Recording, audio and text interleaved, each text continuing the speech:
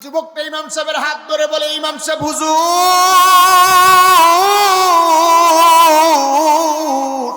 আমি তো ছিলাম জাহান্নামের অতুল গহ্বরের মসজিদে একজন মানুষ।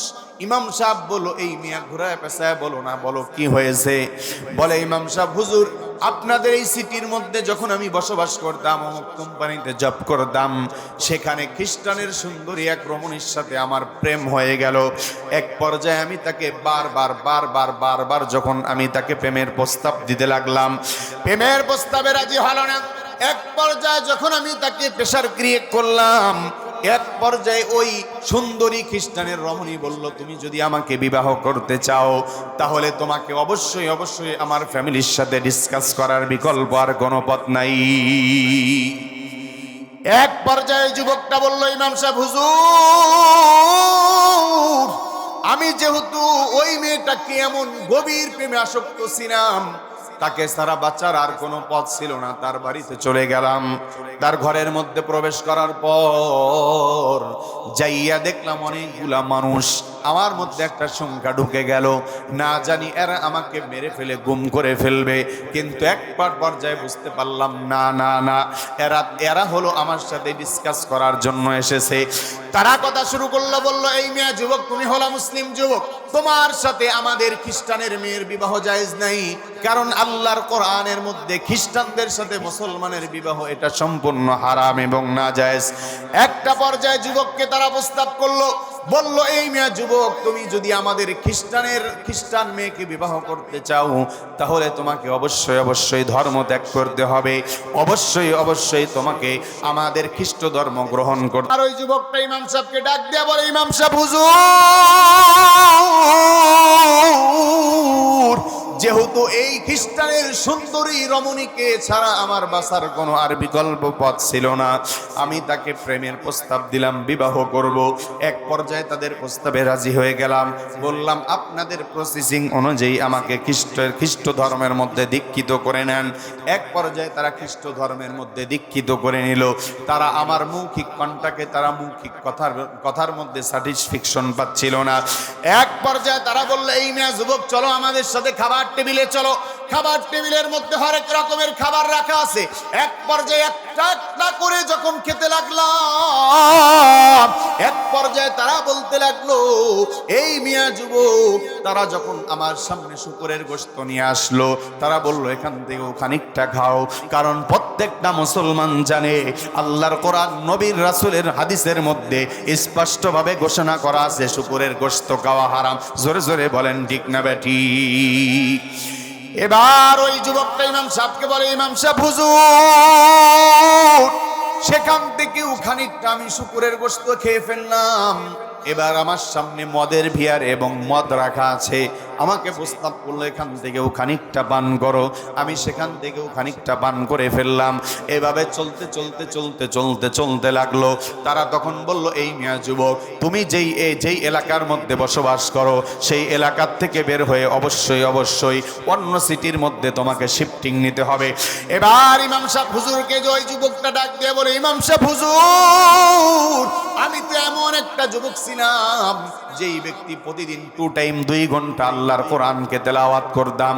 আমি ওই সিটির থেকে সব আসবাবপত্র যখন আমি এইরকম ভাবে ঘরের মধ্যে নিয়ে, আমি এইরকম ভাবে গাড়ির মধ্যে নিয়ে যখন আমি রওনা হতে লাগলাম, আল্লাহর কোরআনটা আমি ঘরের মধ্যে এমন এক জায়গায় রেখেছিলাম, ঘরের মধ্যে ঢুকলেও সর্বপ্রথম আল্লাহর কোরআনের দিকে নজর যায়, আবার ঘর থেকে বের হইলেও সর্বপ্রথম আল্লাহর কোরআনের দিকে নজর যায়। এবার আমি ওই আল্লাহর কোরআনটাকে রেখে আসতে চাই, কিন্তু আল্লাহর কোরআনটা আমাকে হাতছানি দিয়ে ডাকে, এই যুবক, প্রতিদিন আমি আল্লাহর কোরআনটা 2 টাইম 2 ঘন্টা তেলাওয়াত করেছিস, আজকে কেন আমি আল্লাহর কোরআনটাকে রেখে যাস? আমি আল্লাহর কোরআনটা কি তোর নেওয়ার সময় হয় না? এক পর্যায়ে আমি আল্লাহর কোরআনটাও নিয়ে গেলাম। আমি এই বর্তমান আগের ঘরের মধ্যে যেভাবে আল্লাহর কোরআনটাকে রেখেছিলাম, বর্তমান ঘরের মধ্যেও আমি আল্লাহর কোরআনটা রেখেছি। এভাবে প্রতিদিন চলতে সংক্ষিপ্ত করে ঘটনাটা বলতেছি। করছি। এইরকম ভাবে 3টা বছর আমাদের দাম্পত্য জীবন চলে গেল। একদিন হঠাৎ করে আমি আল্লাহর কোরআনটাকে বুকের মধ্যে নিয়া, চোখের মধ্যে লাগাইয়া, আমি এইরকম ভাবে চুমু খাইয়া আল্লাহর কোরআনটা রেখে আমি অফিসের মধ্যে চলে গেলাম। এক পর্যায়ে অফিসটা শেষ করার পর এবার যুবকটা বলল, ইমাম সাহেব, হুজুর, আমি যখন ঘরের মধ্যে প্রবেশ করলাম, ঘরের মধ্যে তাকাইয়া দেখলাম আল্লাহর কোরআনটা ঘরের মধ্যে নাই। ইমাম সাহেব, হুজুর, আমার মাথার মধ্যে রক্ত উঠে গেল। আল্লাহর কোরআনটা কত সুন্দর করে আদর করে রেখে গেছি, এখন কেন আল্লাহর কোরআনটা নাই? বিবিকে ডাক দিয়ে বললাম, এই বিবি রে, আল্লাহর কোরআনটা এখানে ছিল কেন নাই? বলে, ও স্বামী আমার, আপনি ঘর থেকে বের হওয়ার পর আমি আমার পুরাতন আসবাবগুলার অনুসন্ধান চালাইলাম, অকেজো জিনিসপত্রগুলো আমি ব্যাগের মধ্যে ভরলাম, দেখলাম আল্লাহর কোরআনটাও হলো অপ্রয়োজনীয়, আল্লাহর কোরআনটাও হলো পুরাতন অকেজো। আল্লাহর কোরআনটা নিয়ে আমি ডাস্টবিনের মধ্যে ফেলে এসেছি। জোরে জোরে বলেন না নাউজুবিল্লাহ। এবার ওই যুবকটা ইমাম সাহেব হুজুরকে ডাক দেয়া বলে, ইমাম সাহেব, হুজুর, আল্লাহর কোরআনটা ওই ডাস্টবিনে ফেলে এসেছে। এই কথা শোনার পর আমার মস্তিষ্ক খারাপ হয়ে গেল। আমি দৌড়াইয়া ডাস্টবিনের দিকে চলে গেলাম। ডাস্টবিনে চলে যাওয়ার পর আল্লাহর কোরআনটা খুঁজতে লাগলাম, আর মনে মনে ভাবতে লাগলাম, আল্লাহর কোরআনের উপর না জানি কত ময়লা পড়েছে, আল্লাহর কোরআনের উপর না জানি কত ময়লা পড়েছে। এক পর্যায়ে যখন কোরআনটা আমি হাতের মধ্যে অনুসন্ধান, আমি আল্লাহর কোরআনটা আর পাচ্ছি না। এক পর্যায়ে আমি আল্লাহর ডাক দিয়ে বললাম, ওগো আল্লাহ, ডাক দেন না, আল্লাহ আল্লাহ। এক পর্যায়ে ডাক দিয়ে বললাম, আল্লাহ, ইসলাম ধর্ম ত্যাগ করিয়া কত কষ্ট দিয়েছি গো আল্লাহ, ও আমার মালিক, আল্লাহর কোরআনটা আমার হস্তগত করে দেন। আল্লাহকে ডাক দিয়ে বললাম, আল্লাহ,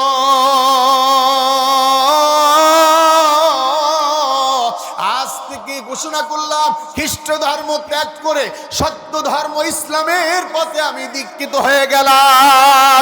এবার যুবকটা আবার খ্রিস্ট ধর্ম ত্যাগ করিয়া মুসলিম ধর্ম গ্রহণ করিয়া আল্লাহর কোরআনটা যখন খুঁজতে লাগলেন, এক পর্যায়ে আল্লাহর কোরআনটা হস্তগত হয়ে গেল। আল্লাহর কোরআনের উপর অনেক ময়লা। আল্লাহর কোরআনটাকে এরকম ভাবে মুছতে লাগলো। কি দিয়ে মুছবে? কোনো আসবাব ছিল না। এবার নিজের জামাটা খুলে দিল, খুলে আল্লাহর কোরআনটা পরিষ্কার করলো। আল্লাহর কোরআনটা পরিষ্কার কইরা বিবির কাছে চলে আসলো। বিবির কাছে এবার আইসা, বিবি দেখাই বুঝে ফেলছে না জানি আমাকে আজকে মেরে ফেলবে। এবার ওই যুবকটা বিবিকে ডাক দিয়ে বলে, এই বিবি আমার, তোর সাথে আমি সদাচরণ করেছি, আল্লাহর কোরআনকে যতদিন পর্যন্ত তুই আক্রমণ করিস নাই তোর সাথে সংসার করেছি। আজকে আমি আল্লাহর কোরআনকে আক্রমণ করেছিস, আজ থেকে আমার সহায় সম্পদ সব কিছু তোকে দিয়ে দিলাম। 1 তালাক 2 তালাক 3 তালাক দিয়ে দিলাম।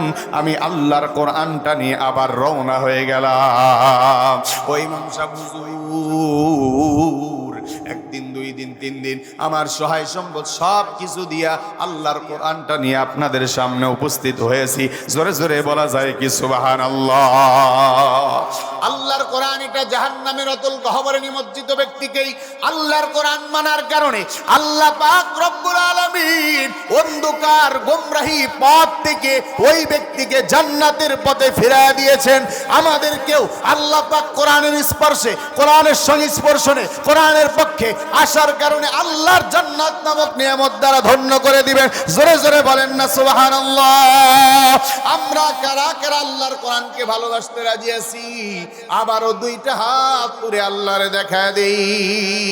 আজকে আল্লাহর কোরআনের কথা বলা হয়, দ্বীনের কথা বলা হয়, ইসলামের কথা বলা হয়, আল্লাহ রাসূলের কথা বলা হয়।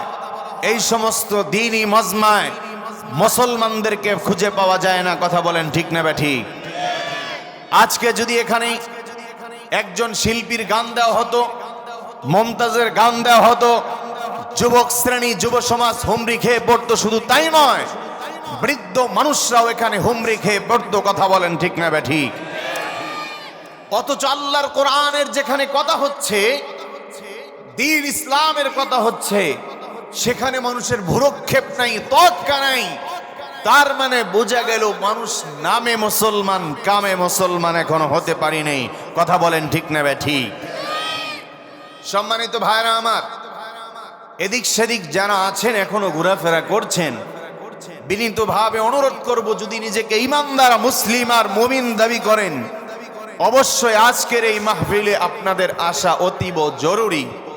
কারণ এই সমস্ত দ্বীনি মার্কাজ, দ্বীনি মজমা, জান্নাতি বাগান প্রতিদিন হয় না, বছরে একদিন হয়। কথা বলেন ঠিক না ব্যাঠিক? যদি জান্নাতি হতে চাই, জান্নাত যদি পেতে চাই, জান্নাতের বাগানে আসবার জন্য দোকানপাট এদিক সেদিক যারা ঘোরাফেরা করছেন, আসবার জন্য বিনীতভাবে অনুরোধ করছি। আমরা দোয়া করি আমাদের ভাইদেরকে আল্লাহ এই মাহফিল প্যান্ডেলে পৌঁছায় দেন, সকলেই বলি আমিন। সম্মানিত ভাইরা আমার, আমরা আল্লাহর কোরআন থেকে কথা শ্রবণ করব ইনশাআল্লাহ। সম্মানিত ভাইরা আমার, আসমানি বড় বড় 4টি কিতাব, জোরে বলেন কয়টি কিতাব? 1 নাম্বার হলো তাওরাত। 1 নাম্বার কি? জোরে বলেন। 2 নাম্বার ইনজিল, 3 নাম্বার জাবুর। এর মধ্যে সর্বশ্রেষ্ঠ আসমানি কিতাব গ্রন্থর নাম হলো আল কোরআন। কথা বলেন ঠিক না ব্যাঠিক? আল কোরআন এটা হলো মুসলিমদের সংবিধান। আল কোরআনকে বাদ দিয়ে যদি কোনো মানুষ ভিন্ন কোনো সংবিধান আবিষ্কার করতে চায়, ভিন্ন কোনো সংবিধানের উপর প্রতিষ্ঠিত থাকতে চায়, মনে রাখবেন মুসলমান সে মুসলমান হতে পারে, কিন্তু সে কামে মুসলমান, নামে মুসলমান, কামে মুসলমান নয়। কথা বলেন ঠিক না ব্যাঠিক? আমরা প্রত্যেকেই শরিয়া আইনের উপর বিশ্বাসী।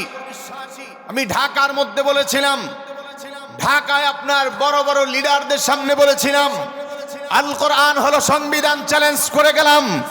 এই সংবিধানকে বাদ দিয়ে কোন মুসলমান, কোন মানুষ যদি ভিন্ন কোন সংবিধান আবিষ্কার করতে চায়, সেটা হলো আপনার মানব রচিত সংবিধান, আল্লাহর সংবিধান হতে পারে না। কথা বলেন ঠিক না ব্যাঠিক?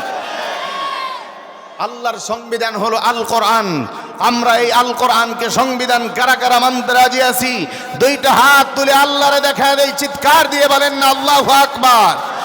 আরো জোরে বলেন না আল্লাহু আকবার। হাত নামাই। সম্মানিত ভাইরা আমার, আল্লাহর কোরআনের কথা বলতে কোনো সমস্যা আছে? জোরে বলেন। আপনাদের তো সমস্যা নাই, আমার সমস্যা হওয়ার কথা, কিন্তু আমরা ভয় পাই না। এদেশ হলো ইসলামের দেশ, এদেশ হলো শাহজালালের দেশ, এদেশ হলো আল্লাহর কোরআনের দেশ, এদেশ হলো আলেম ওলামাদের দেশ। এদেশের মধ্যে যারা ইসলামকে বাদ দিয়ে, আল্লাহর কোরআনকে বাদ দিয়ে, এদেশের মধ্যে ইসলাম ছিল, আছে, থাকবে, এদেশের মধ্যে আল্লাহর কোরআন ছিল, আছে, থাকবে, আল্লাহর কোরআনকে বাদ দিয়ে, ইসলামকে বাদ দিয়ে এদেশের মধ্যে কোনো তন্ত্র মন্ত্র কায়েম করতে দেওয়া হবে না। কারা কারা রাজি আছি? 2টা হাত তুলে আল্লাহরে দেখা দেয়। নারে তাকবীর, নারায়ে তাকবীর। আল কোরআনের আলো,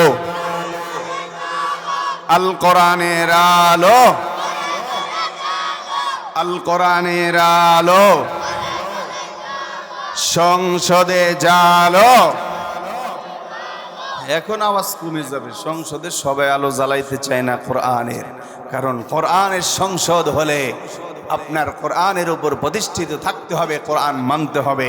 এটা অনেক মানুষ মানতে নারাজ। কথা বলেন ঠিক না ব্যাঠিক? আমরা কারা কারা ইমানের উপর প্রতিষ্ঠিত থাকতে চাই? হাত আল্লাহরে দেখাই তো, নারে তাকবীর। ইমানের পথে অবিচল থেকে আমার মরণ যেন হয়। আমার সাথে গাবেন তো ইনশাআল্লাহ ইমানের গান? ইমানের পথে অবিচল থেকে আমার মরণ যেন হয় তোমারই কাছে মিনতি আমার, ও রহিম দয়াময়। ইমানের পথে অবিচল থেকে আমার মরণ যেন হয়। প্রতিদিন মিথ্যের মুখোমুখি হই, বেদিন ফাসিকেরা করে হইচই ঈমানের পথে অবিচল থেকে আমার মরণ যেন হয় ঈমানের পথে অবিচল থেকে আমার মরণ যেন হয়। আমরা কারা কারা ঈমান নিয়ে মরতে রাজি আছি ইনশাআল্লাহ? হাত নামা। সম্মানিত ভাইরা আমার, আল্লাহর কোরআন আল্লাহ তৈরি করলেন, আল্লাহ কোরআনকে পাঠাইলেন মানুষের সংবিধান হিসাবে।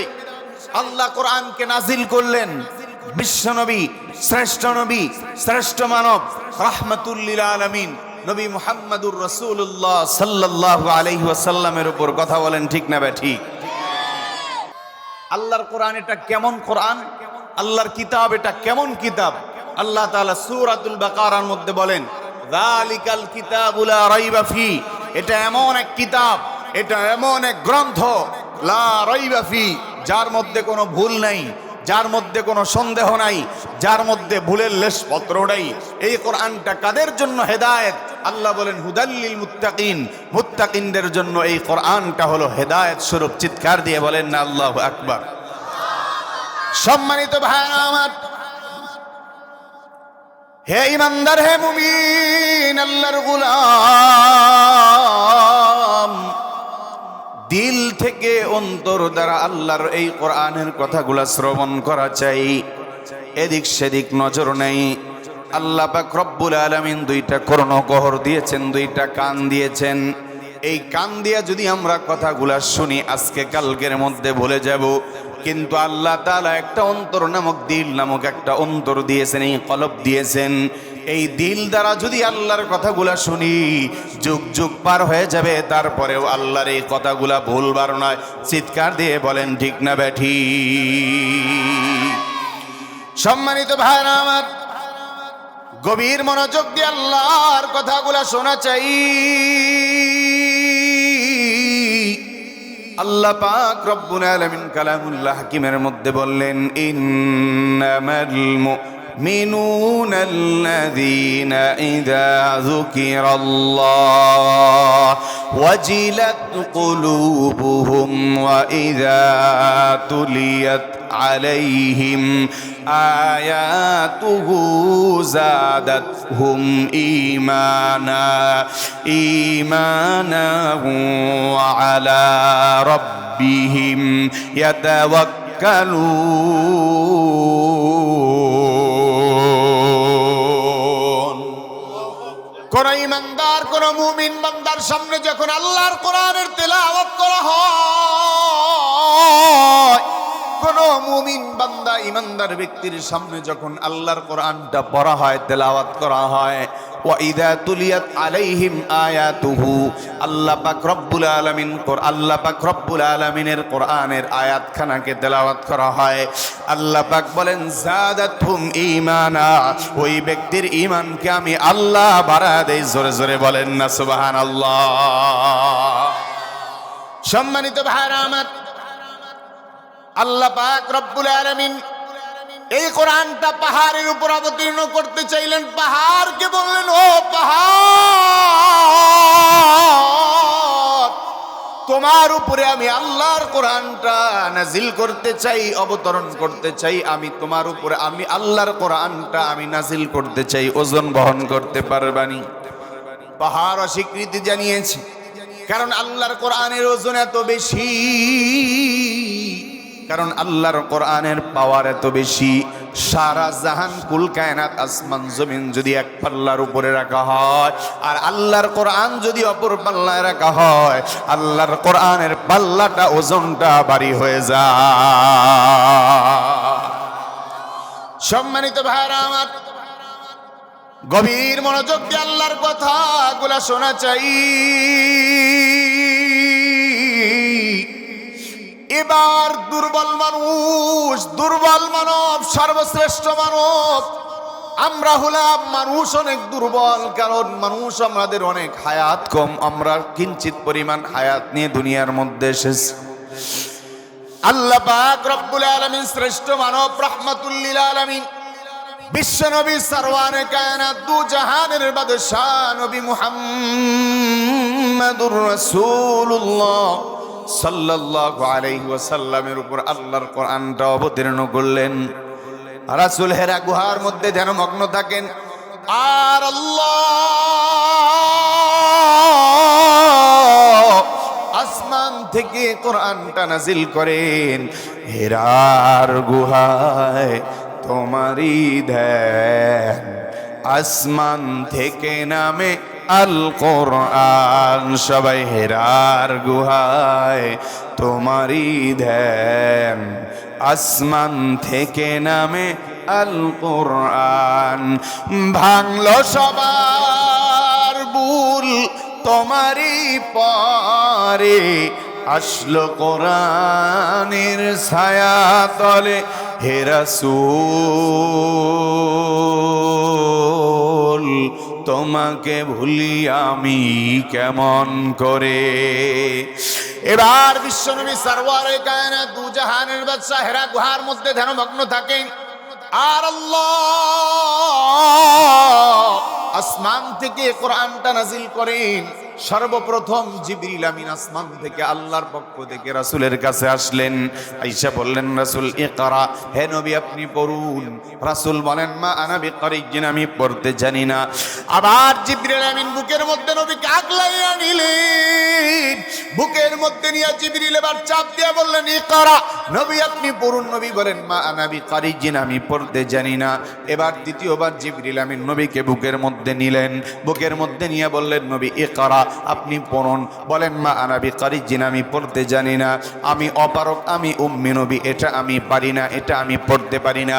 এবার জিবরিল আমিন বিশ্ব নবীকে বুকের মধ্যে চাপ দিয়া বললেন হে নবী আপনি পড়ুন ইকরা বিসমি রাব্বিকাল্লাযী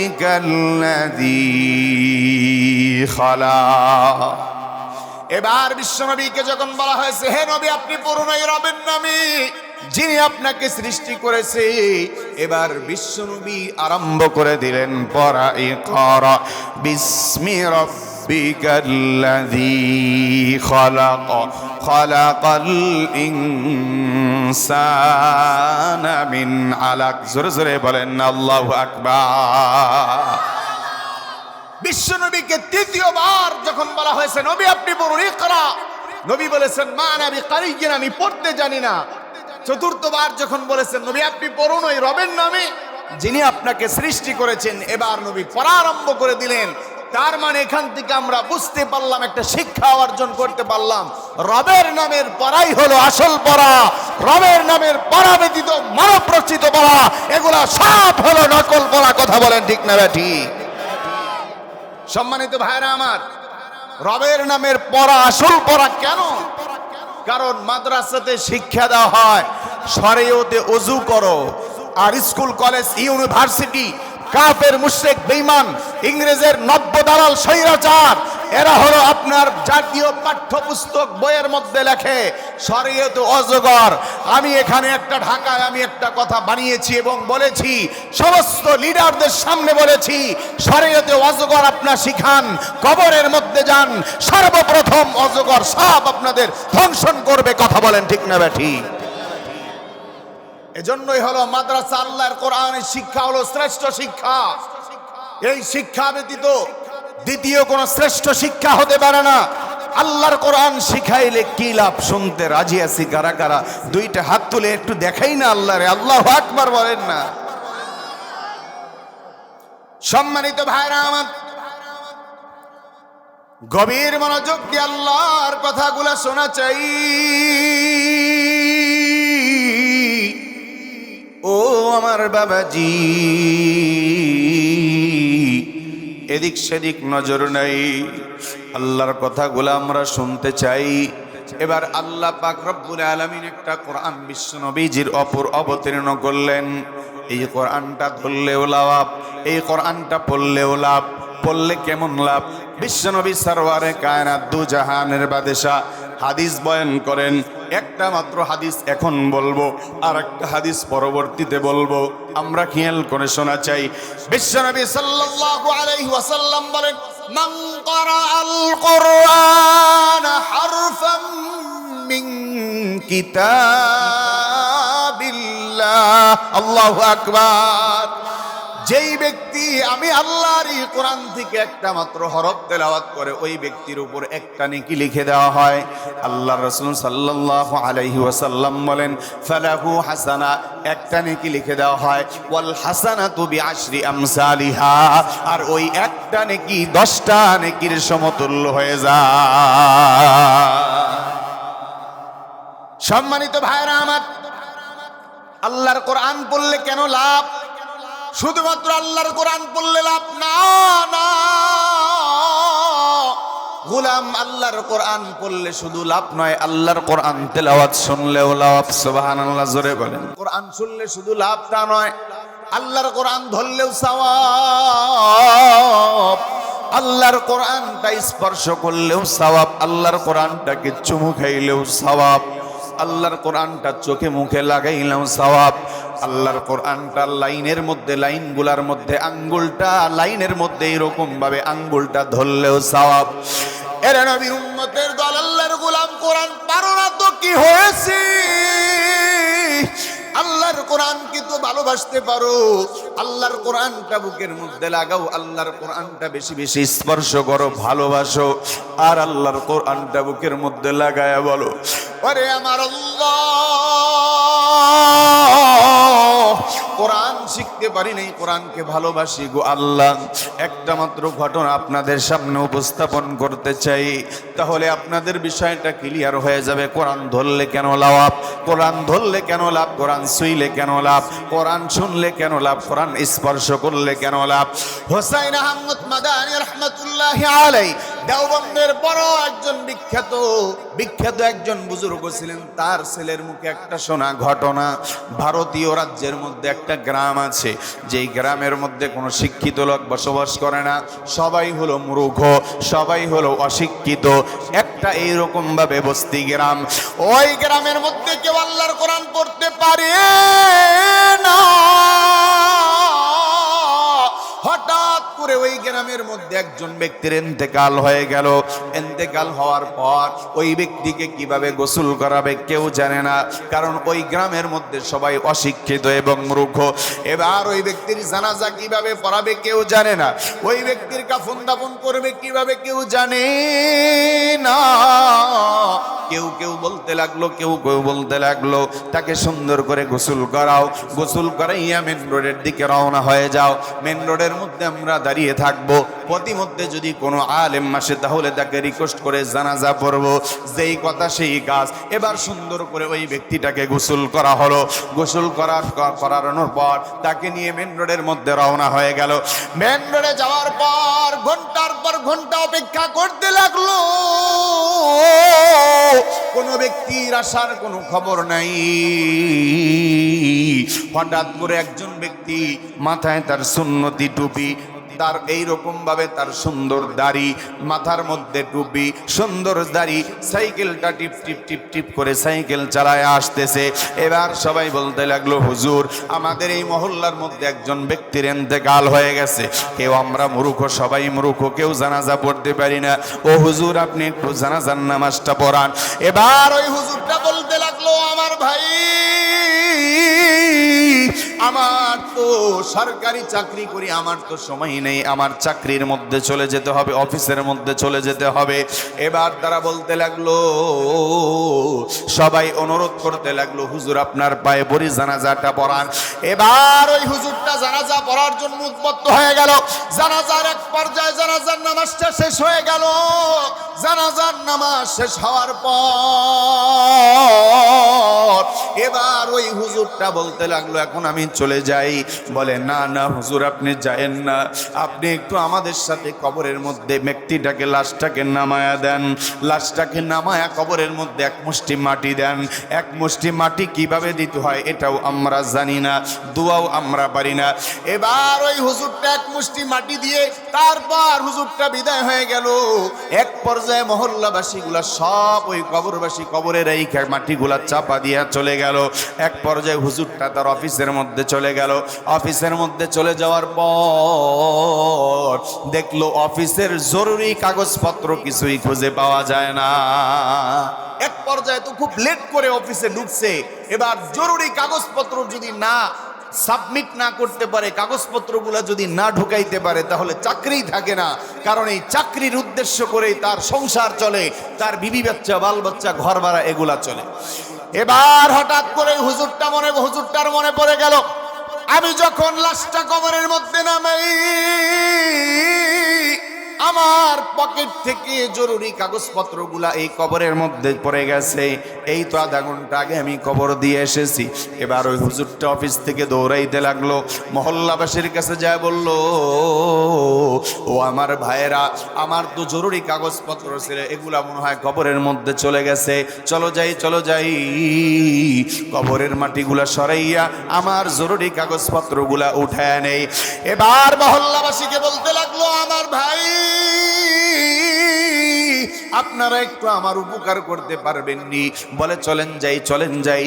এক পর্যায়ে কবরের সামনে যখন গেল, কবরের সামনে যাইয়া কবরের মাটি যখন প্রথম মাটিটা হাত দ্বারা এইরকম ভাবে মাটিটা উঠাতে লাগলো, আল্লাহ কি আশ্চর্য ঘটনা, কবর থেকে আল্লাহর জান্নাতের সুঘ্রাণ বের হতে লাগলো। এবার ইমাম সাহেব হুজুরটা চিন্তা করতে লাগলো, কি ব্যাপার, এই ব্যক্তিটা তো মূর্খ ছিল, এই ব্যক্তিটা তো আল্লাহর কোরআন পড়তে পারতো না, তাহলে কেন আল্লাহর এই কবর থেকে কেন সুঘ্রাণ বের হয়? আবার যখন কবরটাকে এইভাবে কবরের মাটিগুলা সরাইতে লাগলো, কেমন জানি জান্নাতি আওয়াজ, এই ব্যক্তিটা জান্নাতি। আরো যখন মাটিগুলা সরাইতে থাকলো, পুরা এলাকা আল্লাহর জান্নাতের সুঘ্রাণে ভরে গেল। জোরে জোরে বলেন না সুবহানাল্লাহ। এবার ওই ইমাম সাহেব হুজুরটা কাগজপত্র সব কথাগুলা ভুলে গেল। এক পর্যায়ে ওই ইমাম সাহেব বলতে লাগলো, এই ব্যক্তিটার কি আমল ছিল? এলাকাবাসী বলো না। এলাকাবাসী বলে, হুজুর আমি জানি না, আমরা কিভাবে বলবো এই ব্যক্তির কি আমল ছিল? বলল, তার কোনো নিকট আত্মীয় আছে কিনা? বলে তার কোনো আত্মীয় নাই, একটা মাত্র কন্যা সন্তান আছে। এবার বলল, চলো যাই তার কন্যা সন্তানের সাথে সাক্ষাৎ করতে যাই। তার কন্যার কাছে যখন ইমাম সাহেব হুজুরটা চলে গেল, এক পর্যায়ে চলে যাওয়ার পর ইমাম সাহেব জিজ্ঞেস করলো, ও বোন, তোমার বাপের কি এমন আমল ছিল যার কারণে আল্লাহর জান্নাত নামক নিয়ামত দ্বারা ধন্য করা হয়েছে? বলে, হুজুর আপনি তো জানেন আমাদের এই মহল্লার সবাই হলো মূর্খ, আমাদের এই মহল্লার সবাই হলো অশিক্ষিত, আমার বাপের এমন কোনো আমল ছিল না। তবে আমার ঘরের মধ্যে এমন একটা বই আছে, যেই বইটা আমার বাবা বুকের মধ্যে লাগাইতো, চুমু খাইতো, চোখের মধ্যে লাগাইতো, আর বলতো সাদেক, আর বলতো সাচ বলতা হে আল্লাহ, বেশি বেশি বলতো আল্লাহ এই কোরআনে সত্য বলেছেন, এগুলা বলতো। এবার ওই হুজুরটা বলল, আমার বোন, ওই বইটা কি আমাকে দেওয়া যায়? এবার ওই বোনটা হুজুরের কাছে যখন বইটা নিয়ে আসলো, দেখে এটা আর কোনো বই না, এটা হলো আল্লাহর কোরআন। আল্লাহর কোরআনের দাম এত বেশি, আল্লাহর কোরআন পড়লেও শুধু লাভটা নয়, আল্লাহর কোরআন এটা ধরলেও লাভ, আল্লাহর কোরআনটা ছুঁইলেও লাভ, আল্লাহর কোরআনটা বুকের মধ্যে ধরলেও লাভ, আল্লাহর কোরআনটাকে চুমু খাইলেও লাভ, আল্লাহর কোরআনের লাইনের মধ্যে আপনার আঙ্গুল দ্বারা ইশারা করলেও লাভ। আমরা কারা কারা কোরআনকে ভালোবাসতে রাজি আছি? দুইটা হাত তুলে আল্লাহরে দেখায় দেই, চিৎকার দিয়ে বলেন না আল্লাহু আকবার। এই ঘটনা দ্বারা আমরা কি বুঝলাম? এটার দ্বারা আমরা বুঝলাম আল্লাহর কোরআন আমরা অনেকেই শিখতে পারি নাই, ভালোবাসতে পারি। শুধুমাত্র ভালোবাসতেও যদি না পারি, আল্লাহর কোরআনের মাদ্রাসাকে যদি ভালোবাসি, এর বিনিময়ে আল্লাহর জান্নাত নামক নিয়ামত দ্বারা আল্লাহ আমাদের ধন্য করে দিবেন। কথা বলেন ঠিক না ঠিক? সম্মানিত ভাইয়েরা আমার, আল্লাহর কোরআন এটা হলো শ্রেষ্ঠ কোরআন, শ্রেষ্ঠ কিতাব। এই কিতাবকে যারা ভালোবাসে, এই কিতাবকে যারা সম্মান করে, ইজ্জত করে, আল্লাহ তাদেরকে দুনিয়াতেও ইজ্জত দান করে, আখিরাতেও ইজ্জত দান করেন। চিৎকার দিয়ে বলেন না আল্লাহু আকবার। মুনাফিক, মুশরিক, কাফের, বেঈমান, আপনার ইসলাম বিদ্বেষী, এইরকম ভাবে আল্লাহর কোরআনকে দেশ থেকে চিরতরে বন্ধ করে দিতে চায়। তারা জানে না যে আল্লাহর কোরআনকে চিরতরে ভুলানো আর মুছানো আর পুড়ে ফেলা সম্ভব নয়। কারণ কাগজের ছাপা আল্লাহর কোরআনকে পোড়ানো যায়, কাগজের ছাপা আল্লাহর কোরআনকে নিশ্চিহ্ন করা যায়। পৃথিবীর মধ্যে লক্ষ কোটি কোটি হাফিজুল কোরআন আছে, এদের সিনাত থেকে আল্লাহর কোরআনকে ভুলানো পুরানো সম্ভব নয়। কথা বলেন ঠিক না বেঠিক? এজন্যই কবি বলেছিল, যদি আগুন লেগে ধ্বংস হয়ে যায় পৃথিবীর সব বইয়ের দোকান, তবে বিশ্ব থেকে হারাবে না পবিত্র কোরআন, তবে বিশ্ব থেকে হারাবে না পবিত্র কোরআন। কারণ পৃথিবীর মধ্যে কোটি কোটি লক্ষ লক্ষ হাফিজুল কোরআন আছে, যাদের সিনার মধ্যে আল্লাহর কোরআন লিপিবদ্ধ আছে। জোরে জোরে বলেন না সুবহানাল্লাহ। সমাধান চাও যদি জীবনে মরণে, ফিরে যাও খুঁজে নাও চোখ রাখো কোরআনে। জোরে বলেন না। সমাধান চাও যদি জীবনে মরণে, ফিরে যাও খুঁজে নাও চোখ রাখো কোরআনে। তবে পাবে সুখ শান্তির ঠিকানা, যদি মেনে নাও তুমি মনে প্রাণে সমাধান। সমাধান চাও যদি জীবনে মরণে, ফিরে যাও খুঁজে নাও চোখ রাখো কোরআনে। ঘরে বলো কিবা রাষ্ট্রে বলো, ঘরে বলো কিবা রাষ্ট্রে বলো, অশান্তি দূর করে শান্তি আনে সমাধান। সমাধান চাও যদি জীবনে মরণে, ফিরে যাও খুঁজে নাও চোখ রাখো কোরআনে। আমরা কারা কারা কোরআনকে ভালোবাসতে চাই? দুইটা হাত তুলে আল্লাহরে দেখা দেই। সম্মানিত ভাইরা আমার, একটা মাত্র হাদিস বলেছিলাম আর একটা রেখে দিয়েছিলাম। আল্লাহর নবী সরওয়ারে কায়নাত, দু জাহানের বাদশা নবী মুহাম্মদুর রাসূলুল্লাহ সাল্লাল্লাহু আলাইহি ওয়াসাল্লাম বলেন, মান ক্বারাআল কুরআন ফাস্তাযহারাহু, যেই ব্যক্তি আমি আল্লাহর কোরআন থেকে তেলাওয়াত করে, যেই ব্যক্তি আমি আল্লাহর কোরআনকে মুখস্থ করে, ফাস্তাযহারাহু, আল্লাহর কোরআন বিজয় অর্জনের পাশে থাকে, ফাহাল্লা হালালাহু, এই ব্যক্তিটা যদি হালালকে হালাল জানে, ওয়া হারামা হারামাহু, হারামকে হারাম জানে, হালালের উপর প্রতিষ্ঠিত থাকে, হালালগুলি ভক্ষণ করে, হারামকে পরিত্যাগ করে, আল্লাহ রাসূল বলেন আদখালাহুল্লাহুল জান্নাহ, ওই ব্যক্তি সরাসরি আমি আল্লাহর জান্নাতে চলে যাবে। শুধুমাত্র ওই ব্যক্তিটা আল্লাহর জান্নাতে চলে যাবে। বললাম না না না না, আল্লাহ রাসূল সাল্লাল্লাহু আলাইহি ওয়াসাল্লাম বলেন, ফাশাফাহু ফি আশারাতিন মিন আহলি বাইতিহি, ফাশাফা মানে সুপারিশ করা, ফাশাফাহু ফি আশারা মানে 10, ফাশাফাহু ফি আশারাতিন মিন আহলি বাইতিহি, আহলে বাইত মানে নিকট আত্মীয়, রক্তের সম্পর্ক থেকে সুপারিশ করতে পারবে 10 জন ব্যক্তিকে। কুল্লুহুম ক্বাদ ওয়াজাবাত লাহুন নার, যাদের জন্য জাহান্নামের আগুন ওয়াজিব হয়েছে, নির্ঘাত আল্লাহর জাহান্নামে চলে যাবে, জাহান্নামের আগুনে পড়বে। একজন হাফিজুল কোরআন, এই যে মারকাজুল তাকওয়াল ইসলামিয়া মাদ্রাসার একজন হাফিজুল কোরআন শুধুমাত্র একা জান্নাতে যাবে? বললাম না না, কখনো নয়। 10 জন ব্যক্তিকে যাদের জন্য জাহান্নামের আগুন ওয়াজিব, নির্ঘাত জাহান্নামে যাবে, এমন 10 জন ব্যক্তিকে মারকাজুত তাকওয়া আল ইসলামিয়া মাদ্রাসার একজন হাফিজুল কোরআন 10 জন ব্যক্তিকে সুপারিশ করে আল্লাহর জান্নাতে নিয়ে যাবে। শুধুমাত্র নিজে জান্নাতে যাবে গোলাম না না না, আল্লাহর জান্নাতে 10 জন ব্যক্তিকে নিয়ে যাবে। এরে নবীর উম্মতের দল, আল্লাহর গোলাম,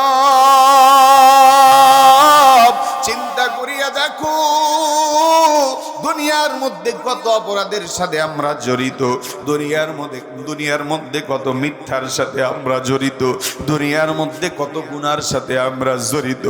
আল্লাহ পাক রব্বুল আলামিন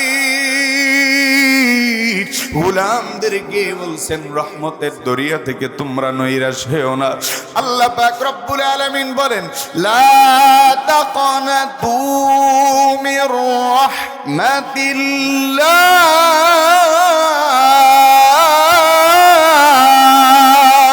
এই কালামে জিন্দা কুরআনে হাকিম হিকমতে উলায়া জালাস্তু কদিম জামিউন আনলে ফিল কুরআনে হাকিম তাকাসার আনহু আফহামুর রিজালিন বাখা কুরআন কালামুল্লাহ বসনুত কাদিমাস্তি নাইললু। জোরে জোরে বলা যায় কি আল্লাহু আকবার। আল্লাহর কোরআন এটা এমন এক দামি কিতাব, এটা এমন এক শিক্ষা, এটা এমন এক গ্রন্থর শিক্ষা, শুধুমাত্র নিজে জান্নাতে যাবে তা নয়, যেই ব্যক্তি শিখাবে নিকট আত্মীয় থেকে 10 জন ব্যক্তিকে সুপারিশ করে আল্লাহর জান্নাতে নিয়ে যাবে। জোরে জোরে বলেন না আল্লাহু আকবার। তাহলে এই মার্কাজুত তাকওয়াল ইসলামিয়ায় আমাদের সন্তান আমরা ভর্তি করিয়ে এখানে দিয়ে কি আমরা ঠকেছি না জিতেছি? জোরে বলেন, জোরে বলেন, ঠকেছি না জিতেছি? আমাদের শেষ ঠিকানা 3.5 হাত মাটির ঘর নয়? বলেন তো, এই পিছনের ভাইরা মুরব্বী বাবাজি বলেন তো, আমাদের শেষ ঠিকানা 3.5 হাত মাটির ঘর কি ঘর না? জোরে বলেন। এই দুনিয়ায় থাকবার জন্য এসেছি, দুনিয়ায় চিরজীবন থাকবো, দুনিয়ায় চিরজীবন থাকবার জন্য আসি নাই। একদিন না একদিন 3.5 হাত মাটির কবরে, মাটির ঘরে আমাকে যেতে হবে, আমাকে যেতে হবে কি হবে না? জোরে বলেন, অবশ্যই হবে। এজন্য আমাদের ওই 3.5 হাত মাটির ঘর সুন্দর করা দরকার আছে না নাই? জোরে বলেন, জোরে বলেন, আছে না নাই? কে কে মাটির 3.5 হাত মাটির ঘর সুন্দর করতে চাই? 2টা হাত তুলে আল্লাহরে দেখাই তো, নারে তাকবীর। হাত নামাই। মাদ্রাসায় কোনো ব্যক্তি তার সন্তানকে দিয়ে কোনোদিন ঠকে না। কেন? যারা দুনিয়াবি শিক্ষা অর্জন করে, যারা দুনিয়াবি শিক্ষা শিখে, তাদের এই দেহের মধ্যে বাতাস আপ ডাউন বন্ধ হয়ে গেলে সব শেষ। জোরে বলেন ঠিক না বে ঠিক? কেন সব শেষ? কারণ তাদের দেহের মধ্যে বাতাস আপ ডাউন বন্ধ হয়ে গেলে সব শেষ। কেন? কারণ তাদের উদ্দেশ্য হলো দুনিয়া কামানো, তারা শিখেই মাত্র দুনিয়া অর্জন করার জন্য। কথা বলেন ঠিক না বে ঠিক? ডাক্তারি বিদ্যার সর্বোচ্চ বিদ্যা হলো এফআরসিএস, এমবিবিএস, এফসিপিএস। এফআরসিএস হলো ডাক্তারি বিদ্যার সর্বোচ্চ বিদ্যা। একজন ডাক্তারকে যদি আপনি জিজ্ঞেস করেন, ও এমবিবিএস ডাক্তারওয়ালা ভাই, ও এফআরসিএস পাস করেনেওয়ালা ডাক্তার ভাই, আপনি যে শিক্ষাটা অর্জন করেছেন এটা কি আখিরাত কামানোর জন্য করেছেন? কোশ্চিন কালেও বলবে না, আখিরাত কেন কামাবো? আমার ধান্দা হলো দুনিয়ার মধ্যে বাড়ি গাড়ি করা, দুনিয়ার মধ্যে ধন দৌলত করা, ব্যাংক ব্যালেন্স করা। কথা বলেন ঠিক না বেঠি? আর আমি কথা কি ভুল বললাম না ঠিক বললাম? জোরে বলেন, জোরে বলেন, ভুল বললাম না ঠিক বললাম? একটা ডাক্তার আপনি খুঁজে পাবেন না যে আমি শিক্ষা অর্জন করেছি শুধুমাত্র আখিরাতের জন্য। কোশ্চিন কালেও নয়, কোশ্চিন কালেও নয়। যদি এটাই হতো তাহলে ডাক্তার রোগী দেখতে আপনার প্রতিদিন একজন রোগীর কাছে 500 থেকে 20,000 পর্যন্ত ভিজিট কখনোই নিত না। কথা বলেন ঠিক না বেঠ? বাতাস আপ ডাউন বন্ধ হয়ে গেলে সব শেষ। আর একজন আল্লাহ, শুধু তাই নয়, দুনিয়াবি শিক্ষা যারা শিখে বয়স যত বাড়ে তত মূল্যায়ন কমে। কথা বলেন ঠিক না বেঠি? কারণ শুধুমাত্র সরকারি চাকরিজীবী হলেই, বয়স আপনার বাড়লেই শুধু সরকার লাথি দিয়ে ফেলে দেয় না। সরকারি চাকরির একটা সময়সীমা আছে, এর বেশি আপনাকে একটা দিন রাখতে চায় না সরকার পর্যন্ত। বয়স হয়ে গেলে সরকারি চাকরি থেকে বের করে দেয়। আর আল্লাহর কোরআন শিখনেওয়ালা, আল্লাহর রাসূলের হাদিস শিখনেওয়ালা ব্যক্তির যত বয়স বাড়ে ততই সম্মান আল্লাহ বাড়ায় দেয়। কথা বলেন ঠিক না বেঠি? এই যে আমাকে এখন যে বয়সে দেখছেন, 3 বছর 4 বছর 5 বছর পর যখন দাড়ি পাকতে শুরু করবে, তখন মানুষ এবং আমার ছাত্ররা আরো বেশি ভালোবাসতে শুরু করবে। হুজুর যখন আমার বয়সে ছিল এত মর্যাদা ছিল না, এখন যত বয়স বাড়ছে তত আরো মর্যাদা আল্লাহ বাড়ায় দেন। কারণ আল্লাহর কোরআন শিক্ষা যার মধ্যে আছে, বয়স বাড়লে আল্লাহ ফেলে দেয় না, বয়স বাড়লে আল্লাহ আরো সংবাদ, আল্লাহ আরো সুসংবাদ, আল্লাহ আরো সম্মান, মর্যাদা, ইজ্জত বাড়ায় দেয়। ঠিক কিনা জোরে বলেন। আল্লাহ মর্যাদা বাড়ায় দেয়। এজন্য ভাইরা আমার, আল্লাহর কোরআন শিখতে এবং শিখাতে যারা শিখতে পারি নাই, আল্লাহর কোরআনটাকে তো ভালোবাসতে পারি, বলেন ভালোবাসতে পারি কি পারি না? আল্লাহর কোরআনটাকে তো একটু স্পর্শ করতে পারি, জোরে বলেন পারি কি পারি না? আল্লাহর এই কোরআনটাকে তো মহাব্বত করতে পারি কি পারি না? জোরে বলেন।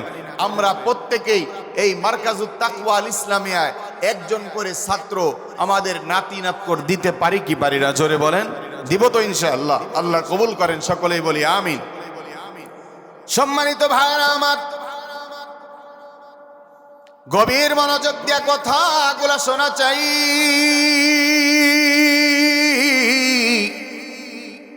আল্লাহ পাক রব্বুল আলামিন এই কোরআনকে নাজিল করলেন লোহার কণা থেকে বালু কণা বের করার জন্য নয়। আল্লাহর এই কোরআনটাকে আল্লাহ পাক রব্বুল আলামিন মানুষকে পড়তে বলেছেন। যেই ব্যক্তি কোরআনের ছোঁয়া, কোরআনের স্পর্শ, কোরআনের সংস্পর্শনে থাকবে, ওই ব্যক্তি যদি জাহান্নামের অতল গহ্বরানি মসজিদেও থাকে, আল্লাহ পাক অন্ধকারের পথ থেকে আলোর পথে ঢুকায় দিবেন। জোরে জোরে বলেন আল্লাহু আকবার। সম্মানিত ভাইরা আমার, ছোট্ট একটা মাত্র ঘটনা আপনাদের সামনে উপস্থাপন করতে চাই। পাকিস্তানি বংশোদ্ভূত নওজোয়ান একজন যুবক আমেরিকার সিটিজেন, আমেরিকার কোন এক সিটির মধ্যে বসবাস করে। প্রতিদিন 5 ওয়াক্ত নামাজ আমেরিকার কোন এক মসজিদে আদায় করে। আমরা তো সম্ভবত সকলেই জানি, বাংলাদেশে যেমন যত্রতত্র অ্যাভেলেবেল মসজিদ পাওয়া যায়, আমেরিকাতে এমন অ্যাভেলেবেল মসজিদ নাই। কথা বলেন ঠিক না ব্যাঠি? এখন আপনার প্রশ্ন হতে পারে, হুজুর যত্রতত্র মসজিদ কেন বললেন? কারণ কেন বলেছি, বাংলাদেশে হানাফি, আপনার লা মাযহাবি, ইতাআদি, বাংলাদেশের মধ্যে আপনার আহলে হাদিস, সুন্নি মসজিদ, কাদিয়ানি মসজিদ, হিজবুত তাওহীদের মসজিদ, মসজিদের নামের অভাব নেই। উচিত ছিল মসজিদ এক আল্লাহর নামে হওয়া। জোরে জোরে বলেন ঠিক না ব্যাঠি? এজন্যই বলেছি যত্রতত্র মসজিদ। আমেরিকার কোন এক সিটি শহরের মধ্যে পাকিস্তানি বংশোদ্ভূত নওজোয়ান প্রতিদিন 5 ওয়াক্ত একটা মসজিদে নামাজ আদায় করে। আচ্ছা বলেন তো দেখি, একটা মুসল্লি যখন 5 ওয়াক্ত নামাজ মসজিদে গিয়ে আদায় করে, অন্যান্য মুসল্লিদের সাথে সম্পর্ক হয় কি হয় না? অন্যান্য মুসল্লিদের সাথে সম্পর্ক হয়। সম্মানিত ভাইরা আমার, আমেরিকার ওই সিটির মধ্যে প্রত্যেকেই আমেরিকার না, কেউ বাংলাদেশ, কেউ মালয়েশিয়া, কেউ পাকিস্তানি, কেউ আপনার এইরকম ভাবে সৌদি আরব, কেউ ইন্দোনেশিয়া, কেউ মালয়েশিয়া, এইরকম ভাবে অনেক দেশের লোক ওই আমেরিকার সিটির মধ্যে বসবাস করে। প্রত্যেকটা মুসল্লি 5 ওয়াক্ত নামাজ আদায় করতে যায়, প্রত্যেকের সাথে একটা হৃদ্যতাপূর্ণ সম্পর্ক হয়ে যায়। আচ্ছা বলেন তো দেখি, মুসল্লিরা প্রতিদিন 5 ওয়াক্ত নামাজ আদায় করলে অন্যান্য মুসল্লিদের সাথে গভীর সম্পর্ক হয় কি হয় না? সম্পর্ক হয়। সম্মানিত ভাইরা আমার, লম্বা ঘটনা বলতে চাই না, সংক্ষিপ্ত করে ঘটনা আপনাদের সামনে উপস্থাপন করতে চাই। হঠাৎ করে যখন একদিন নামাজের মধ্যে দাঁড়ায় গেল, দেখলো আমেরিকার সিটিজেন পাকিস্তানি বংশোদ্ভূত নওজোয়ানকে মসজিদে আর দেখা যায় না। একদিন নামাজ পড়ে না, এক ওয়াক্ত, এটাই মুসল্লিদের কাছে ধরা পড়ে গিয়েছে। আমি সুন্দর একটা ঘটনা বলতেছি, সবাই একটু কান খাড়া করে সুন্দর করে শোনা চাই। একদিন যেহেতু মুসল্লিটা নামাজ আদায় করে নাই, এটাই অন্যান্য মুসল্লিদের কাছে ধরা পড়া গিয়েছে। এবার মুসল্লিরা বলতে লাগলো, এই আমেরিকার সিটিজেন পাকিস্তানি বংশোদ্ভূত নওজোয়ান যুবককে পাওয়া যায় না কেন? অন্যান্য মুসল্লিরা বলতে লাগলো, দেখো একজন মানুষ প্রতিদিন কিভাবে নামাজ আদায় করে, হয়তো এই সিটির থেকে অন্য কোনো সিটিতে গিয়েছে। এভাবে একদিন, 2 দিন, 3 দিন, 4 দিন চলে গেল। যখন মুসল্লিটা আর আসলো না নামাজে, তখন প্রত্যেকটা মুসল্লিদের মধ্যে সংখ্যা ঢুকে গেল। প্রত্যেকটা মুসল্লিদের একটা সংখ্যা আসলো, এই মুসল্লিটা কোনো ক্রাইমের দ্বারা আক্রান্ত হয়েছে। কারণ আমেরিকাতেও ক্রাইম আছে না নাই? আমেরিকাতেও ক্রাইম আছে। এবার যখন মুসল্লিটাকে পাওয়া গেল না, 1 দিন, 2 দিন, 3 দিন, 4 দিন, 5 দিন, 6 দিন, 1 মাস, 2 মাস, 3 মাস চলে গেল। যেখানে আপন মা বাবা মরে গেলে আপনার মানুষ তার আপন মা বাবাকেও ভুলে যায়, সেখানে যেহেতু মুসল্লিদের মাধ্যমে নামাজ আদায় করার মাধ্যমে পরিচয়, সেখানে আর কয়েকদিন আপনার এইরকম ভাবে মনে থাকা যায়। সবাই যখন ভুলে গেল, 1 দিন, 2 দিন, 1 সপ্তাহ, 1 মাস, 1 বছর, 2 বছর, 3 বছর চলে গেল। হঠাৎ করে প্রতিদিনের ন্যায় ইমাম সাহেব এবার ফজরের নামাজ আদায় করার জন্য মসজিদে দাঁড়িয়েছে। যখন মুসল্লিদেরকে ইমাম সাহেব পিছনের দিকে তাকায় বলল, পায়ে পায়ে পায়ে পায়ে পা লাগায় তোমরা কাতারগুলা সোজা করো। এবার ইমাম সাহেব পিছনের দিকে তাকাইয়া দেখে, আয় আল্লাহ, কি আজীব আশ্চর্য, 3 বছরের হারানোর যুবককে আজকে মসজিদের প্রথম কাতারে দেখা যায়। এবার একামত হয়ে গেলে মৌখিক কন্টাক্ট করা যেহেতু উচিত হবে না, ইমাম সাহেব ওই মুসল্লিটার চোখে চোখে চোখ রাইখা বলল, এই মিয়া যুবক, তুমি নামাজের পরে একটু ওয়েটিং এ থাকবা। এক পর্যায়ে ইমাম সাহেবের নামাজ শেষ হয়ে গেল।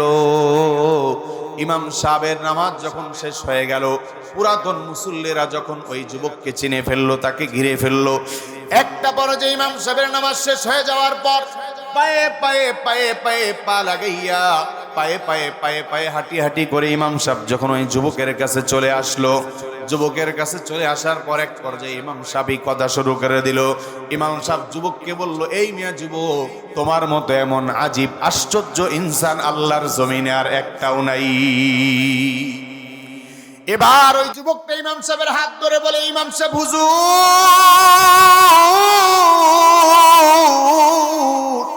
আমি তো ছিলাম জাহান্নামের অতুল গহ্বরের নিমজ্জিত একজন মানুষ। ইমাম সাহেব বলো, এই মিয়া ঘুরায় পেছায় বলো না, বলো কি হয়েছে? বলে ইমাম সাহেব, হুজুর, আপনাদের এই সিটির মধ্যে যখন আমি বসবাস করতাম, অমুক কোম্পানিতে জব করতাম, সেখানে খ্রিস্টানের সুন্দরী এক রমণীর সাথে আমার প্রেম হয়ে গেল। এক পর্যায়ে আমি তাকে বারবার যখন আমি তাকে প্রেমের প্রস্তাব দিতে লাগলাম, প্রেমের প্রস্তাবে রাজি হলো না। এক পর্যায়ে যখন আমি তাকে প্রেসার ক্রিয়েট করলাম, এক পর্যায়ে ওই সুন্দরী খ্রিস্টানের রমণী বলল, তুমি যদি আমাকে বিবাহ করতে চাও, তাহলে তোমাকে অবশ্যই অবশ্যই আমার ফ্যামিলির সাথে ডিসকাস করার বিকল্প আর কোনো পথ নাই। এক পর্যায়ে যুবকটা বলল, ইমাম সাহেব হুজুর, আমি যেহেতু ওই মেয়েটাকে এমন গভীর প্রেমে আসক্ত ছিলাম, তাকে সারা বাচ্চার আর কোনো পথ ছিল না, তার বাড়িতে চলে গেলাম। তার ঘরের মধ্যে প্রবেশ করার পর যাইয়া দেখলাম অনেকগুলা মানুষ, আমার মধ্যে একটা সংখ্যা ঢুকে গেল, না জানি এরা আমাকে মেরে ফেলে গুম করে ফেলবে। কিন্তু একবার পর্যায়ে বুঝতে পারলাম, না না না, এরা হলো আমার সাথে ডিসকাস করার জন্য এসেছে।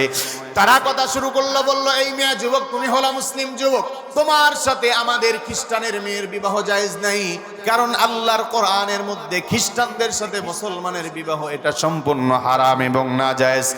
একটা পর্যায়ে যুবককে তারা প্রস্তাব করলো, বলল, এই মেয়ে যুবক, তুমি যদি আমাদের খ্রিস্টান মেয়েকে বিবাহ করতে চাও, তাহলে তোমাকে অবশ্যই অবশ্যই ধর্ম ত্যাগ করতে হবে, অবশ্যই অবশ্যই তোমাকে আমাদের খ্রিস্ট ধর্ম গ্রহণ করতে। আর ওই যুবকটা ইমাম সাহেবকে ডাক দিয়ে বলে, ইমাম সাহেব হুজুর,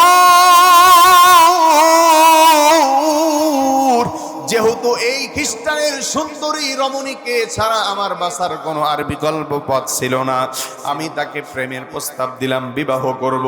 এক পর্যায়ে তাদের প্রস্তাবে রাজি হয়ে গেলাম, বললাম, আপনাদের প্রসেসিং অনুযায়ী আমাকে খ্রিস্ট ধর্মের মধ্যে দীক্ষিত করে নেন।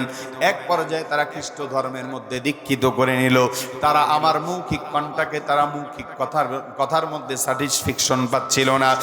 এক পর্যায়ে তারা বললো, এই মেয়ে যুবক, চলো আমাদের সাথে খাবার টেবিলে চলো, খাবার টেবিলের মধ্যে হরেক রকমের খাবার রাখা আছে। এক পর্যায়ে একটা একটা করে যখন খেতে লাগলাম, এক পর্যায়ে তারা বলতে লাগলো, এই মিয়া যুবক, তারা যখন আমার সামনে শুকরের গোশত নিয়ে আসলো, তারা বলল এখান থেকেও খানিকটা খাও। কারণ প্রত্যেকটা মুসলমান জানে আল্লাহর কোরআন, নবীর রাসূলের হাদিসের মধ্যে স্পষ্টভাবে ঘোষণা করা আছে শুকরের গোশত খাওয়া হারাম। জোরে জোরে বলেন ঠিক না বেঠিক? এবার ওই যুবকটা ইমাম সাহেবকে বলে, ইমাম সাহেব হুজুর, সেখান থেকেও খানিকটা আমি শুকরের গোশত খেয়ে ফেললাম। এবার আমার সামনে মদের ভিয়ার এবং মদ রাখা আছে, আমাকে প্রস্তাব করলো এখান থেকেও খানিকটা পান করো। আমি সেখান থেকেও খানিকটা পান করে ফেললাম। এভাবে চলতে চলতে চলতে চলতে চলতে লাগলো। তারা তখন বলল, এই মিয়া যুবক, তুমি যেই এলাকার মধ্যে বসবাস করো, সেই এলাকার থেকে বের হয়ে অবশ্যই অবশ্যই অন্য সিটির মধ্যে তোমাকে শিফটিং নিতে হবে।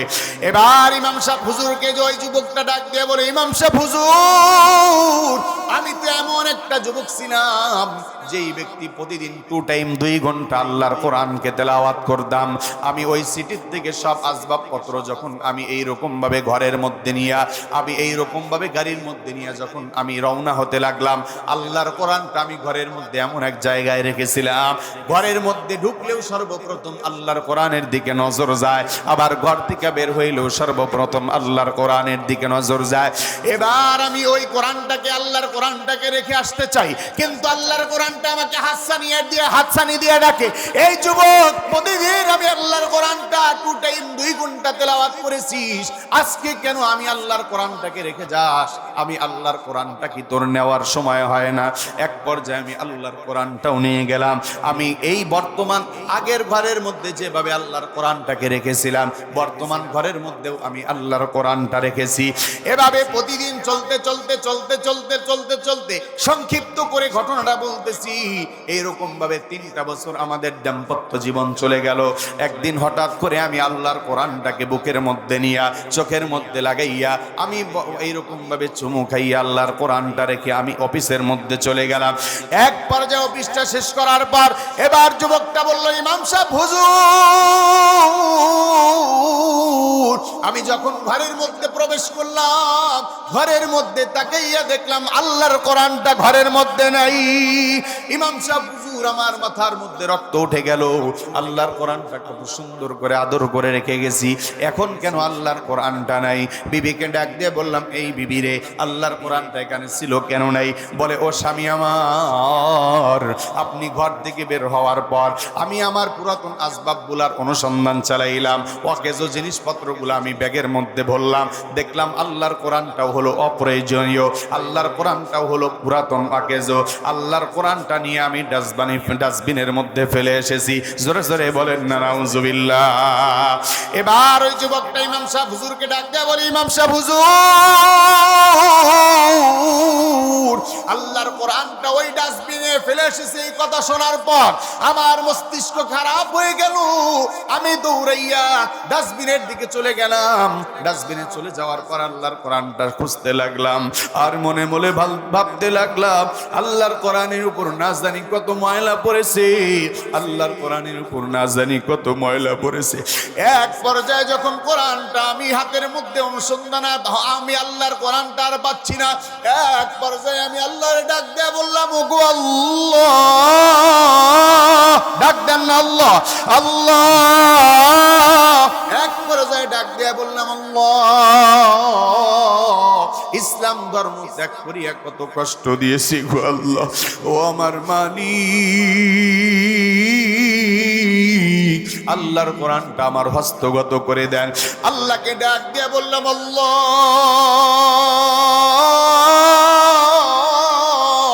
আজ থেকে ঘোষণা করলাম, খ্রিস্ট ধর্ম ত্যাগ করে সত্য ধর্ম ইসলামের পথে আমি দীক্ষিত হয়ে গেলাম। এবার যুবকটা আবার খ্রিস্ট ধর্ম ত্যাগ করিয়া মুসলিম ধর্ম গ্রহণ করিয়া আল্লাহর কোরআনটা যখন খুঁজতে লাগলেন, এক পর্যায়ে আল্লাহর কোরআনটা হস্তগত হয়ে গেল। আল্লাহর কোরআনের উপর অনেক ময়লা, আল্লাহর কোরআনটাকে এরকম ভাবে মুছতে লাগলো। কি দিয়ে মুছবে? কোনো আসবাব ছিল না। এবার নিজের জামাটা খুলে দিল, খুলে আল্লাহর কোরআনটা পরিষ্কার করলো। আল্লাহর কোরআনটা পরিষ্কার কইরা বিবির কাছে চলে আসলো। বিবির কাছে এবার আইসা বিবি দেখাই বুঝে ফেলছে না জানি আমাকে আজকে মেরে ফেলবে। এবার ওই যুবকটা বিবিকে ডাক দিয়ে বলে, এই বিবি আমার,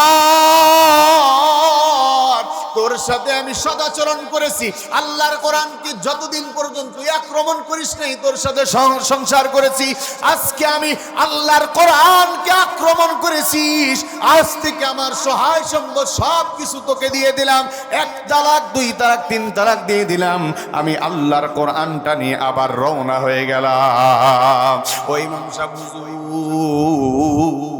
1 দিন 2 দিন 3 দিন আমার সহায় সম্পদ সব কিছু দিয়া আল্লাহর কোরআনটা নিয়ে আপনাদের সামনে উপস্থিত হয়েছি। জোরে জোরে বলা যায় কি সুবহানাল্লাহ। আল্লাহর কোরআন এটা জাহান্নামের অতল গহ্বরে নিমজ্জিত ব্যক্তিকেই আল্লাহর কোরআন মানার কারণে আল্লাহ পাক রব্বুল আলামিন অন্ধকার গোমরাহি পথ থেকে ওই ব্যক্তিকে জান্নাতের পথে ফিরিয়ে দিয়েছেন। আমাদেরকেও আল্লাহ পাক কোরআনের স্পর্শে, কোরআনের সংস্পর্শনে, কোরআনের পক্ষে আসার কারণে আল্লাহর জান্নাত নামক নিয়ামত দ্বারা ধন্য করে দিবেন। জোরে জোরে বলেন না সুবহানাল্লাহ। আমরা কারা কারা আল্লাহর কোরআনকে ভালোবাসতে রাজি আছি? আবারও 2টা হাত তুলে আল্লাহরে দেখা দেই। আমরা কোরআনকে তো ভালোবাসবই, এই মাদ্রাসাতুল মারকাজুত তাকওয়াল ইসলামিয়াকেও ভালোবাসবো ইনশাআল্লাহ। ভালোবাসবো কিভাবে? একজন 2জন ছাত্র দিয়ে দিয়ে আমরা এই মারকাজুত তাকওয়াল ইসলামিয়াকে ভালোবাসবো। রাজি আছি তো ইনশাআল্লাহ? আল্লাহ পাক কবুল করেন, সকলেই বলি আমিন।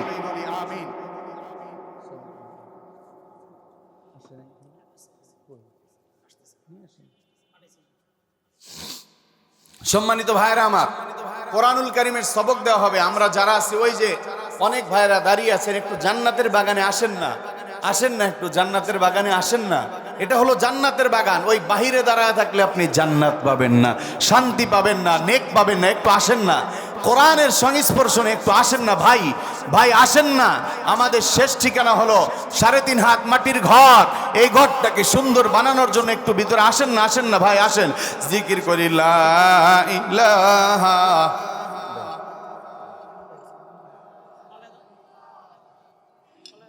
জিকির করি লা ইলাহা। রাসূলকে ভালোবাসি কারা কারা? 2টা হাত তুলে আল্লাহরে দেখাই তো। রাসূলের গান শুনতে মনে চায়? মনে চায় কার কার? আমার সাথে গাইতে পারবেন? হাজারো ব্যথা বেদনার পরে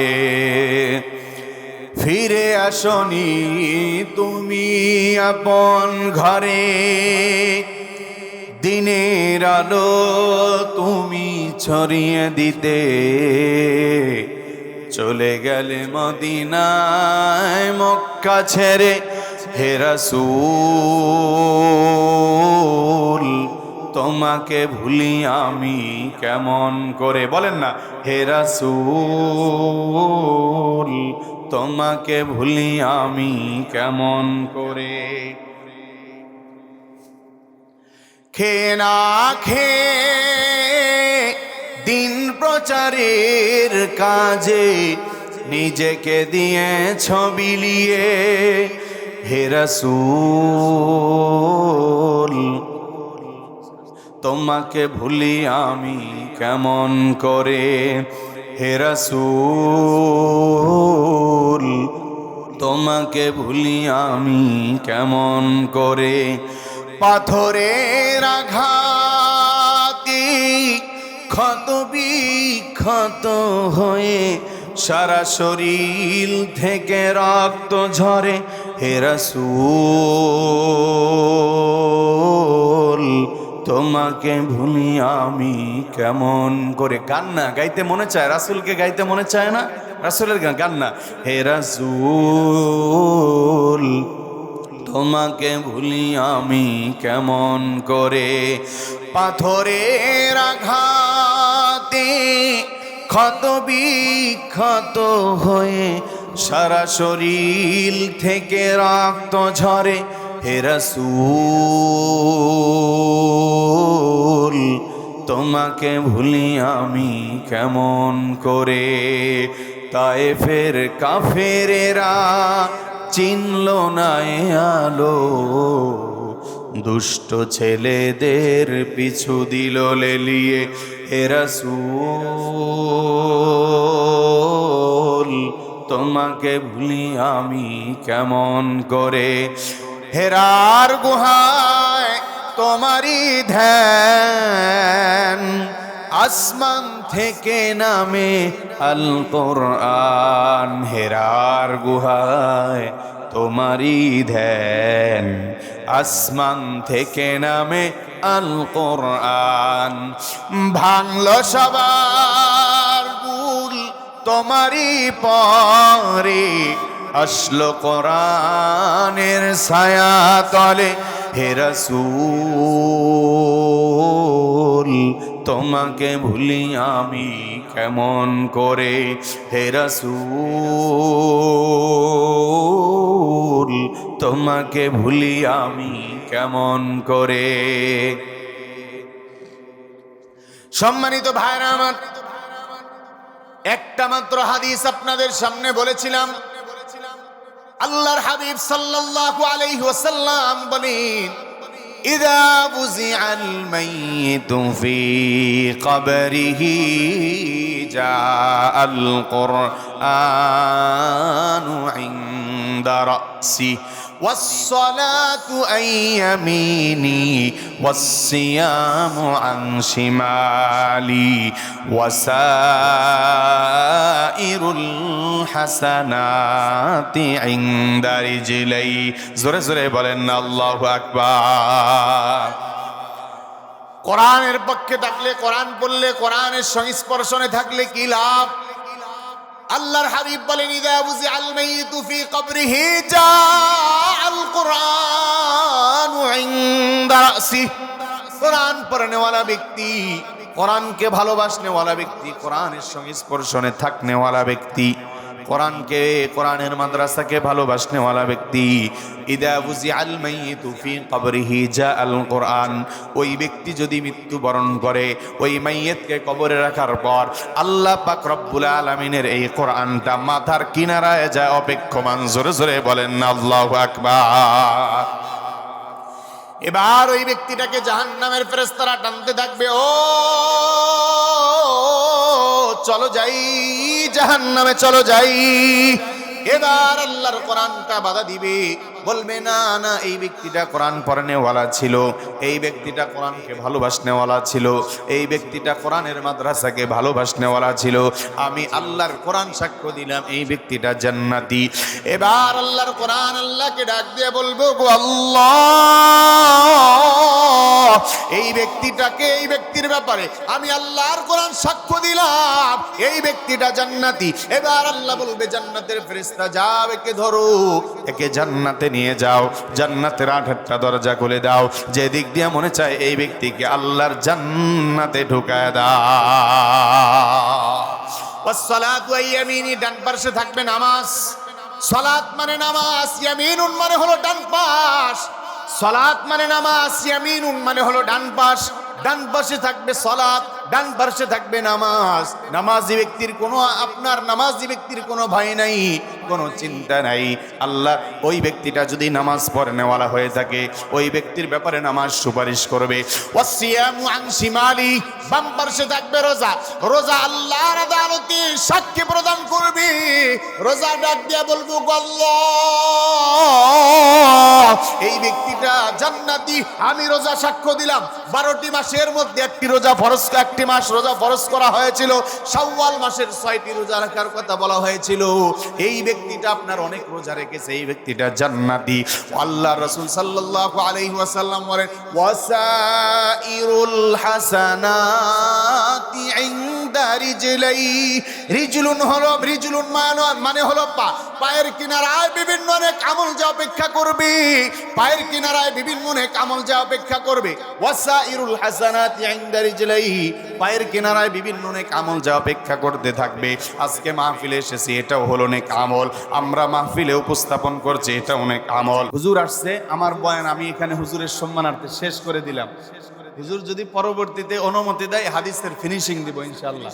হুজুর যদি অনুমতি দেয়, হুজুর আসার পরে তো আর আমাদের কথা চলে না, শেষ করে দেই, কি বলেন? 1 মিনিট ফিনিশিং দেই। আল্লাহ রাসূল বলেন ওয়াসাইরুল হাসানাতি ইনদা রিজলাই, সাইরুন মানে বিভিন্ন, রিজলুন মানে হলো পা, সাইরুল হাসানাতি ইনদা রিজলাই, ওই বিভিন্ন নেক আমল যা কোরআন পড়নেওয়ালা ব্যক্তির পায়ের কিনারায় যে অপেক্ষা করবে। আজকে আমরা মাহফিলে এসেছি, এটা নেক আমল কি নেক আমল না? জোরে বলেন। অন্নহীনকে অন্ন দেওয়া, খাদ্যহীনকে খাদ্য দেওয়া, বস্ত্রহীনকে বস্ত্র দেওয়া, এগুলো সব হলো নেক আমল। নেক আমলগুলা পায়ের কিনারা অপেক্ষা করবে। জাহান্নামের ফেরেশতা যখন পা ধরে টানতে থাকবে, নেক আমলগুলো আল্লাহর আদালতে সাক্ষী প্রদান করবে। আল্লাহকে ডাক দিয়ে বলবে, আল্লাহ এই ব্যক্তিটা জান্নাতি। আল্লাহ বলবে, যাও যাও, জান্নাতের ফেরেশতাকে ধরো, আল্লাহর জান্নাত নামক নিয়ামত দ্বারা ধন্য করে দাও। জোরে জোরে বলেন না সুবহানাল্লাহ। তাহলে নেক আমল করবো তো ইনশাআল্লাহ। আল্লাহ কবুল করেন, সকলেই বলি আমিন। এখানেই শেষ করে দিচ্ছি, হুজুর আসছে, আর আলোচনা এখানে চলে না। ওয়া আখিরু দাওয়ানা আলহামদুলিল্লাহি রাব্বিল আলামিন। আসসালামু আলাইকুম ওয়া রাহমাতুল্লাহি ওয়া বারাকাতুহু।